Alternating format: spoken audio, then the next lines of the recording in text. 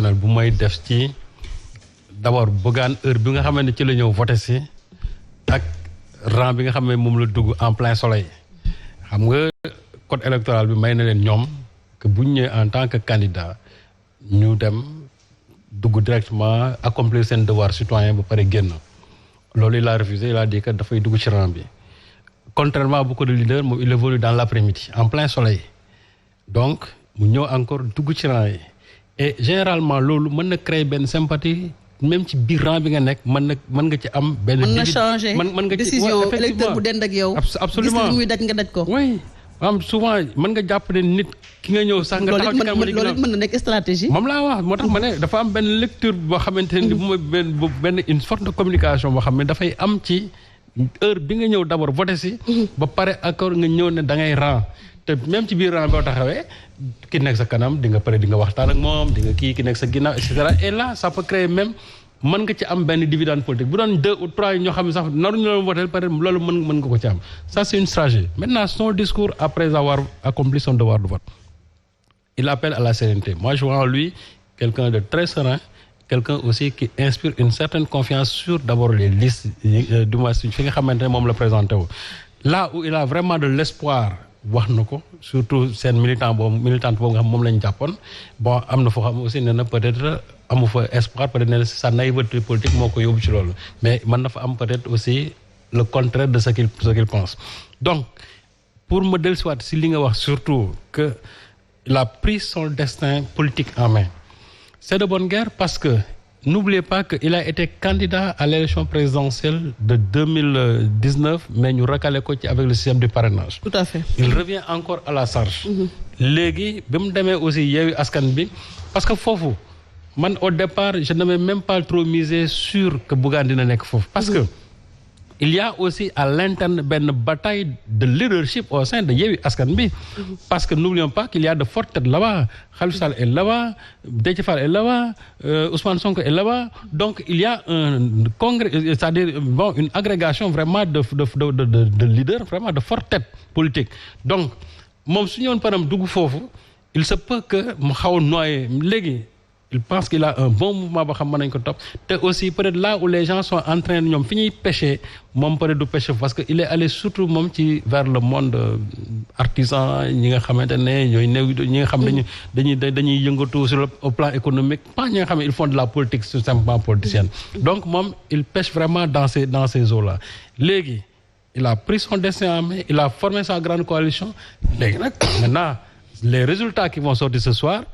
vont déterminer si réellement il a tort ou bien il n'avait pas tort de sortir de la coalition Yewwi Askan Wi parce que li muy déterminer mooy moom quelle sera maintenant sa position dans l'opposition sénégalaise parce que recomposition politique bi ñu doon wax léegi le leadership de l'opposition boobu dafay feeñ ci li nga xam mooy am ngoon te Bougane daf ci nekk un acteur Ousmane Sonko daf ci nekk un acteur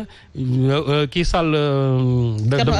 Alassane Sall daf ci nekk un acteur ainsi que d'autres de l'opposition donc li nga xamante ne moom la wax ni man entièrement ànd naa ci ak moom dans cette stratégie politique mais aussi saluer surtout l'esprit de sérénité qui l'anime et le fait aussi vraiment de dire que il a confiance vraiment à gagner certaines localités au niveau même de la banlieue. Très bien xam naa dinañu xuus ci waxtaan wi sax ñëwaat ci taux de participation bi nga xam ne bu ñu moytuwul dina wàcc lool donte sànq waa Sénat def nañ seen conférence de presse wax ay statistiques yoo xam ne depuis 10 heures ci suba la woon donc instant bi amuñu les statistiques en temps réel mais xëy na ci kanam tuuti dinañ ci am lu ñu gën a leer ak suñu ay correspondants yu nekk sur le terrain dañuy dem sax Sédhiou fekk fa Ibrahima Diallo Ibrahima maa ngi lay nuyu bu baax a baax.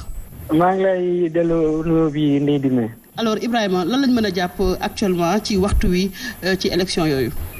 voilà ci Sédhiou élection yi mu ngi donc jaar yoon amul benn violence bu ñu nemmeeku ñu ngi ci centre un bu El Hadj Mbokali fu ñu nekk donc bu ñu defee situation bi ci 14 heures gannaaw bu ñu jullee ba pare gis nañu ni donc ci ñeenti bureau de vote yi amul benn bureau de vote bu am donc moitié des électeurs ñu jot a voté donc soo xoolee bureau numéro 1 ci 586 inscrits amoon na 182 ñu voté ci 14 heures bu mu jotee ci bureau 2 bi fu amoon 565 inscrits 169 ñoo jotoon voté ci bureau 3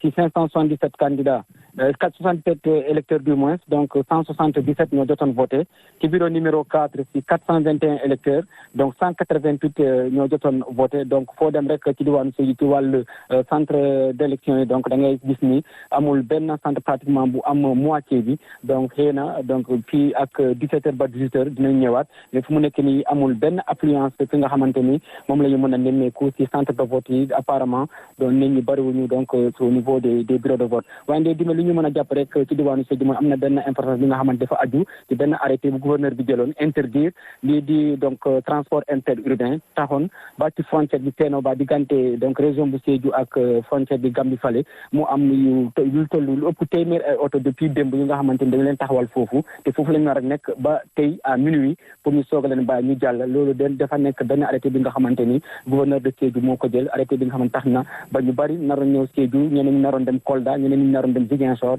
mun ñu jàll donc force de l'ordre bi ak waa santé kese la ñu jox autorisation pour ñu jàll frontière bi donc loolu nekk na tamit lu ñu nemmeeku ci wàllu élection yi lee donc ñu bari ñu ngi foofu ci frontière bi depuis démb di xaar te tey ci minuit la arrêté bi di jeex pour ñu mën a donc jàll dem fu ñu war a dem donc loolu moo nekk loo xamante ne mën nañu ko signaler ci wàllu élection li nga xamante ne ñu ngi am nii ci diwaanu Sédhiou. D'accord alors ci yenn localités yi dégg nañ fa ay problème omission de nom de candidat wala sax de citoyen tout simplement ñu dégg tamit ay mbirum transfert d'électeurs ak yu ni mel ak yenn citoyen yoo xamante ne ni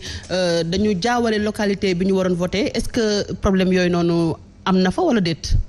waaye am na fii mais bariwul noonu c'est vrai que am na ñu nga xamante ni fu ñu naroon voté dafa changé entre temps donc amul benn explication bu ñu leen jox mais finalement dañu retrouver seen tour ci yeneen centre de vote fi nga xamante ni jot nañu amal seen vote bi waaye feneen tamit loo xamante dafa aju ci wàllu transfert d'électeurs loolu nekk na lu nga xamante ni indi na fii fitna Sédhiou démb guddi sax amoon na fitna bu rëy ba daañu jotoon damm ay carte électeur juróom-ñetti nit ñu nga xamante ne ñu leen fekk ci benn hôtel pour ne di ñu voté loolu waa opposition ñoo ko amaloon mais taxoon na sax ba ñii di takkadeer yi donc jël seen pour mën a sécuriser bureau de vote yi te ci centre bu nekk balaa ngay dugg day am fouille corporelle systématique balaa ñu lay bàyyi nga dugg pour voter lii rek pour mën a donc li nga xamante moom mooy violence bi pour donc jël ay matuwaay ci fànn woowu donc dañuy gis ni Sédhiou ren yi lu dugg fii ci bus bari na trop parce que ëpp na juróom-ñetti bus yu nga xamante ni ku nekk mu ngi jiñ moromam ni ñoom ñoo transféré ay électeurs jógee Thiès jógee donc Ziguinchor jógee Kaolack jógee Mbour loolu nekk na lu nga xamante dañu ko nemmeeku fii waral na sax ci wàllu inscription di Mendaw Goudomp moo ëppoon Sédhiou électeur waaye ren jii nii département bu Sédhiou moo ëpp Goudomp électeur parce que tout simplement ci révision bi amoon na ay inscriptions yu bari yu nga xamante ni ñu bari dañu jógee ci yeneen diwaan ñoo renforcer électorat bu Sédhiou tax ba léegi Sédhiou nekk premier ci wàllu électeur donc loolu day firnde nii rek am na ay inscriptions yu bari yu nga xamante ni ay nit la yu jógee feneen ñu ñëw inscrire leen fii ci diwaanu Sédhiou. voilà ñu lay jaajëfal bu baax a baax Ibrahima Diallo yow mi ñu teewal ca diwaanu Sédhiou di ñu toppal élection yi locales yi ak lépp lu cay tukkee xam naa ne balaa dépouillement bi sax bu ci xajee dinañ la jëlaat bu fekkente ni waa régie amul kenn koo xamante ni mën nañ ko jël mën nañu wéyandil débat bi rek fii ci studio bi sànq maa ngi la koy wax Serigne Saliou yow ak Fabrice Ngema yëpp taux de participation bi nga xamante ne nii bu ñu deful ndànk dina wàcc président Bougane Gueye Dany sànq mi ngi koy wax sànq maa ngi koy évoqué ak Doudou Ndir joxe ay statistiques yoo xamante ne nii ci diggante 10 heures la woon ci conférence de presse bi nekkoon ay 13 heures donc amuñu ay statistiques actuellement en temps réel mais bu ñu sukkandikoo ci ñenn ci suñu correspondant la ñu wax mën nañu xaar vote bi statistique bi wàcc. loolu nag ce serait vraiment regrettable parce que bu ñuy wax élection surtout avec la nouvelle forme d'élection bi nga xamante ne c'est au suffrage universel da nga war a am légitimité populaire bu fekkente ne un maire a été élu avec 20% 25%. kooku man jàpp naa ne tu manques c'est-à-dire légalement tu es maire mais man jàpp naa ne amuloo benn légitimité or un maire da nga war a am benn légitimité populaire et loolu taux de participation bi daf koy génne mais su fekkente ne par exemple taux de participation daf faible là aussi je crois que il faut ñu def ci benn taxaw seetlu aussi def ci benn njàngat lan moo tax les populations ont refusé carrément d'aller voter est-ce que réellement c'est un problème au niveau du fichier est-ce que nit ñi dañu dem ñu ne lu ñu ne mënu leen voter ou bien est-ce que réellement ñenn ñi ils n'ont pas senti le besoin d'aller voter parce que aussi engouement populaire bi nga xamoon moo amoon pendant la campagne regroupement yi nga xamoon amoon la pendant la campagne mais malheureusement ce regroupement là on risque de ne pas les voir ça risque de ne pas se traduire dans les urnes te loolu ce serait très regrettable te loolu aussi xamul lu muy wane moo di que on a fini par folkloriser tout simplement ces élections là c'est-à-dire dayoo bi nga xamante moom lañ ko aspect bu sérieux bi ñu ko doon jox ñu ko parce que quand tu convoque ou bien invite des artistes ñu ñëw taxaw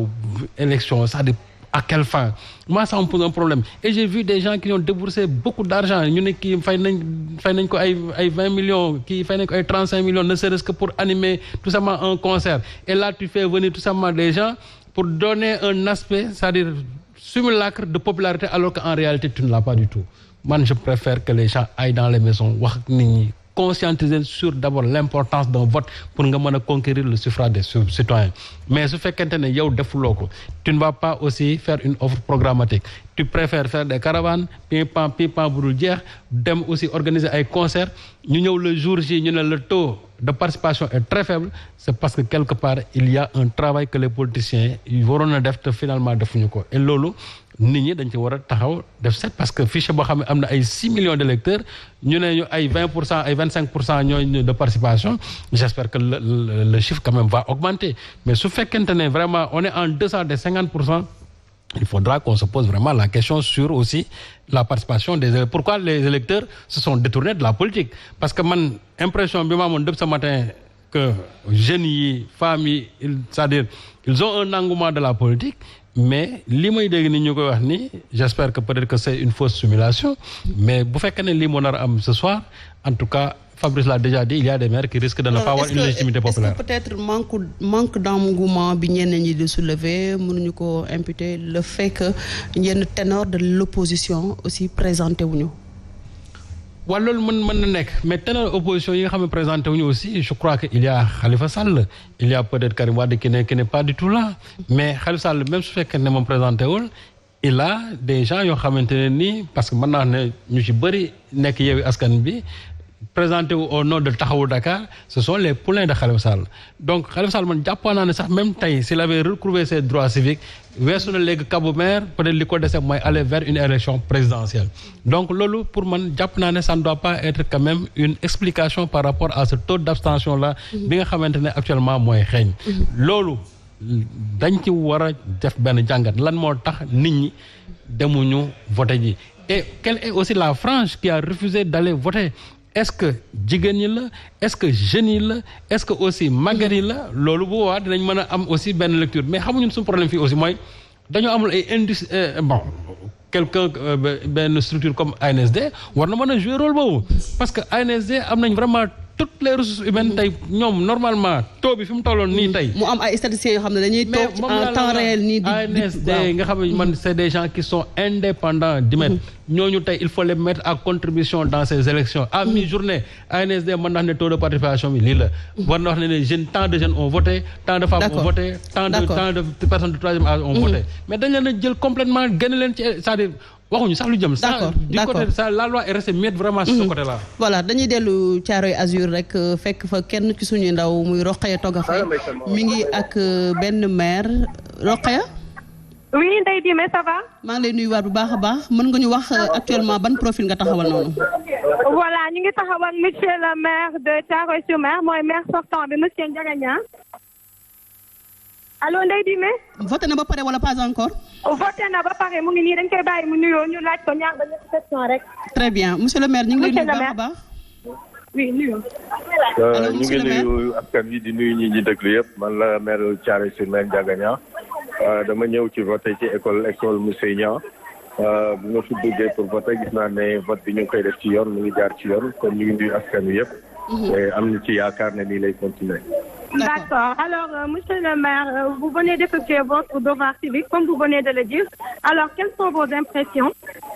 Bon, les impressions sont bonnes.